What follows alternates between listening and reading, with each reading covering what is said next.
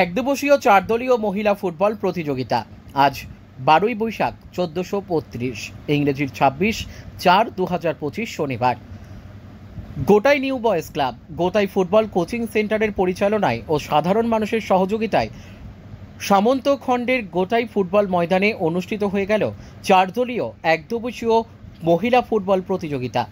এই খেলায় বিশেষ অতিথি হিসেবে উপস্থিত ছিলেন গোঘাট থানার ওসি মধুসূদন পাল, গোঘাট থানার অন্যতম প্রাক্তন ফুটবলার মধুসূদন নন্দী মহাশয়, ফুটবল কোচ অভিজিৎ দে সহ গোটাই নিউ বয়েজ ক্লাবের সদস্যবৃন্দরা। এই খেলায় অংশগ্রহণকারী দলগুলি ছিল সগরাই অ্যাথলেটিক ক্লাব বর্ধমান, মেজদার রেহাব সেন্টার ব্যারাকপুর, হাবড়া মিলন সংঘ উত্তর 24 পরগনা, আদিবাসী ইউনিট শ্যামনগর। সরাসরি হুগলি জেলার গোঘাটের সামন্তখণ্ড গোটাই থেকে চিত্র সাংবাদিক সুভাষ হেমব্রমের সাথে চিন্ময় পালের report, crime press Bengal news. এই মুহূর্তে আমরা দাঁড়িয়ে আছি হুগলি জেলার গোঘাট থানার অন্তর্গত আগাই গ্রামের পাশে যে গোটাই গ্রাম, সেই গোটাই গ্রামের ফুটবল ময়দানে বাঙালির সেরা খেলা ফুটবল খেলা, সেই ফুটবল খেলা আজকে 4 দলীয় মহিলা ফুটবল প্রতিযোগিতা অনুষ্ঠিত হচ্ছে গোটাই ফুটবল ময়দানে। সেখানে আমরা পেয়েছি গোটাই ক্লাবের কিছু পরিচালন মণ্ডলীকে এবং পেয়েছি এই ফুটবল খেলার কোচকে।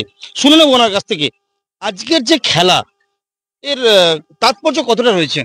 অ্যাকচুয়ালি ব্যাপারটা হচ্ছে মহিলা ফুটবল এটা একটা অভিনব এবং খুব ইন্টারেস্টপূর্ণ, কারণ মেয়েরাও যে খেলতে পারে এটা গ্রামগঞ্জে প্রতিটা ঘরে, এবং আমরা চাইছি প্রতিটা বাড়িতে পৌঁছে যাক। মেয়েরা নিজেরা নিজেদের মতো করে গড়ে উঠুক, তারা আর বাড়ির মধ্যে একাকিত্ব বোধ করে দাঁড়িয়ে থাকা বা নিজেরা রান্না বান্না নিজেরা করব সেই মনোভাবটা না থেকে বেরিয়ে এসে ফুটবলটা খেলুক, নিজেরা নিজেদের পায়ে দাঁড়াক, মাথা উঁচু করে বাঁচুক। এই ফুটবল খেলা এখানে কত বছর চলছে? এটা নিয়ে আমাদের 2য় বর্ষ শুরু করছি, ছোট্ট গ্রাম, ঠিক আছে। আমি এখানে 4 বছর কোচিং করাচ্ছি। তো এখানে যারা আছেন আমার পাশে, যারা দাঁড়িয়ে আছেন এখানকার ক্লাব সদস্যরা, কেউ আছে সেক্রেটারি আছে, ক্যাশিয়ার আছে, গেম সেক্রেটারি আছে। তো এরা প্রত্যন্ত ভালো, আমাকে নিয়ে এসেছিল কোচিংয়ের জন্য ছেলেদের। তারপরে সেই উদ্যোগ থেকে এখানে আমি ছোট ছোট করে কিছু মেয়ে, এখানেও 12-13 জন মেয়ে আমার কাছে প্রশিক্ষক করে। কেউ বেঙ্গল, কেউ কলকাতা কন্যাশ্রী কাপ খেলেছে এবং রিসেন্ট চ্যাম্পিয়নও হয়ে এসেছে যে কন্যাশ্রী কাপ, ঠিক আছে। 2nd ডিভিশন পারমিতা বলে একজন আছে যে দুর্দর্শ খেলেছে। এখানে 6 মাস প্র্যাকটিস করে সে গোলকিপার খেলেছে এবং ওখানে ফার্স্ট টিমে থেকে ক্যাম্পকে ইয়ে করে বিজয়ী করে ফিরেছি। হঠাৎ এই গরমের দিনে খেলাটা শুরু করলেন? অ্যাকচুয়ালি ব্যাপারটা গরমে ঠিক না, আমরা একটু প্রস্তুতি নিতে আমাদের দেরি হয়েছিল, কারণ জানেন মফস্বল, এটা গ্রামের দিকের ব্যাপার। তো নেব করে ঠিকমতো আমাদের এই চাষবাসের ইয়ে থেকেই ঠিকমতো আমাদের নেওয়া হয়নি। এই গ্রামের মানে গরমেতেই আমাদের হঠাৎ করে নিতে হলো ডেটটা, বুঝতেও আমরা পারিনি।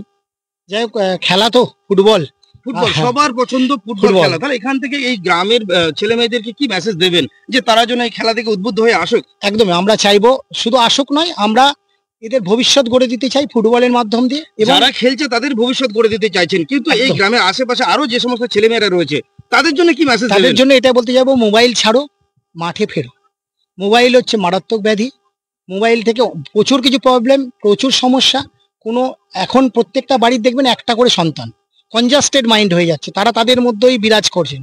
কিন্তু ফুটবল এমন একটা গেম যেখানে সবাই মিলিত হবো আমরা প্রতিদিন বিকালে হোক সকালে হোক, স্যারের কথা শুনবো, খেলাধুলা করলে শরীরচর্চা হবে এবং একদমই পড়াশোনার দিক থেকে মানসিক শান্তি আসে। একদমই সেই কারণেই এখানে পাশাপাশি গ্রামের বার্তা দেবো এবং যাদের সম্ভব হবে আমরা ফ্রি অফ কস্টে মেয়েদের প্রশিক্ষক দিই।